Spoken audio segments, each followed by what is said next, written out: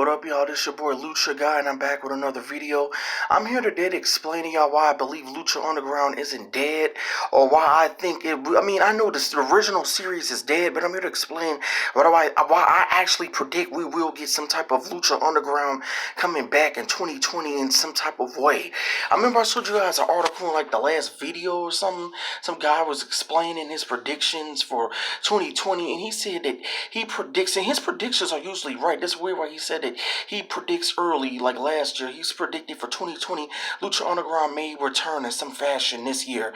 And now I think he meant by that is this article here. Remember, guys, remember the story here? I'll read it from starting right here. Van Wagenen claims, this is one of the guys who created Lucha Underground, one of the show's producers. Van Wagenen claims MGM is happy with Lucha Underground and wants to continue doing it, citing recent meetings in regards to utilizing their IP, which is trademarks, on additional. Additional means more Lucha Libre related programming. But he'd like to get a new partner involved with, partner involved first to bolster the budget. Now, you guys already know I showed you guys this shit before. I'm not doing this again for nothing. My thing is this. Van Wagenen claims MGM's happy with Lucha Underground, wants to continue doing it. Okay, they can't do season 5 or just call it Lucha Underground because El Rey is in the way of trying to take over, and I don't know why. If El Rey don't want to do nothing but Lucha Underground, El Rey needs to step out of the way. What I think that MGM could do without El Rey's approval is a spinoff. They could have a whole nother show, call it Lucha, whatever, Lucha. I like the original name it was going to call the original series anyway, Lucha Uprising. They can just have Lucha Uprising be a spinoff of Lucha Underground and start there. Now, it sucks that we can't get answers, and we can't get answers to some of this, like Jake Strong being champion, and some where they left off with some of these guys, honestly. But if you guys remember the right here too, because I see a lot of people, how's Lucha Underground gonna work? Lucha Underground can't work anyway. They can't return. All the talent's gone. Oh, look at this. Look at this article. They was gonna have a new what? They wanted to have a reboot anyway. Remember that? They wanted to try to reboot the talent. Look right here. Let me start right here. That Eric and the show producer Chris Roach seem to have opposing ideas on how it would play out. Van Wagenen says he says it would be a reboot in a lot of ways. Not he, but the show would be a reboot in a lot of ways, including the cast. Roach, however, he says he'd like to wrap up the storylines at the beginning of first season before a reboot occurs. Now, I think they should do a spinoff before a reboot occurs, but I don't know. That's weird how they had all these plans about Lucha Underground and Lucha Libre, and now there's just nothing.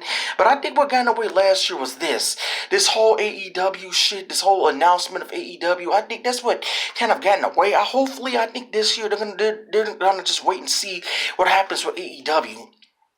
See what I mean? AEW, we already see now because it's here. Last year, nobody knew what it was. Hopefully this year, they kind of see that, like, what it's capable of, and it's not that big of a deal. Because the hype has died down. You cannot tell me AEW's now got the same hype it did going back from, let's say even after Double or Nothing in the summer, and then from, May going into October, the first show. From even in December, AEW lost so much hype. Hopefully now, they kind of could see MGM that the AEW hype has died down, so now they could go forward again with their plans with more Lucha Libre. And I've been even seeing, not watching the show, but I've been reading, its results. It looked like to me Pentagon, he is still with Phoenix. And they're still not even tag team champions. Whereas Christopher Daniels at his age and Frankie Kazarian, and I guess they got some other guy with them, the STU. While those guys still champion, while they're still the tag team champions, they got all these teams, LAX, Lucha Bros. And then, Pentagon, they're holding them back. Why is he still partnered with Phoenix? Pentagon need to be trying to talk to MGM about these other Lucha Libre projects that they got planned late 2018, early 2019, because he need to be hopping on board, I think, with some of that. Sitting around waiting on AEW isn't it. I'm serious. That's just not it to me, sitting around waiting on some AEW. And sitting there being playing second fiddle in the tag team division. But like I said, they will be trying to reboot we'll be rebooting in a lot of ways, including the cast. So some of these guys, I know you guys know about Johnny Mundo. He's over there in Johnny Mundo's on SmackDown now, and they're not doing nothing with them. Already partnering with the Miz. Johnny Mundo and Matanzas and ROH, Jeff Cobb. Those guys wasn't gonna return anyway. They're trying to reboot the cast, and I'm sure we'll go back to guys like this. I know Flamita played Nightclaw, because when think about it, when Lucha Underground first came on, any of you guys think you was gonna be fans of a lot of those guys? I didn't even think I was gonna be a fan of Pentagon at first. I was like, who's this guy dressed up like a ninja? I didn't even think I was gonna like Phoenix, because the first couple seasons I just liked his moves, but I wasn't that big on his character. It was around season 3 I started liking him a little bit more. The first 2 seasons I wasn't that big on Phoenix, so it took him a while to grow on me. Honestly, the first season I thought a lot of those guys to me was kind of cheesy. The Mac, even Cage, he was just flexing, showing off his muscles. I was like, what is the deal with these guys? It was like by the time the season ended, I was actually being on Cage. The guy I actually liked it the first was the guy I can't stand now, and that's Prince Puma.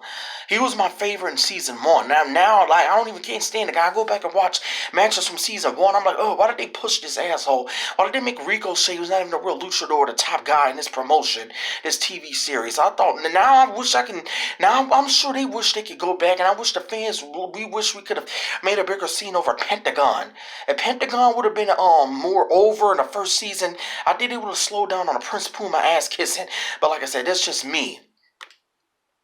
But I wish they could go back to guys like Nightclaw for the whatever projects that MGM got for Lucha Libre, the related Lucha Libre content.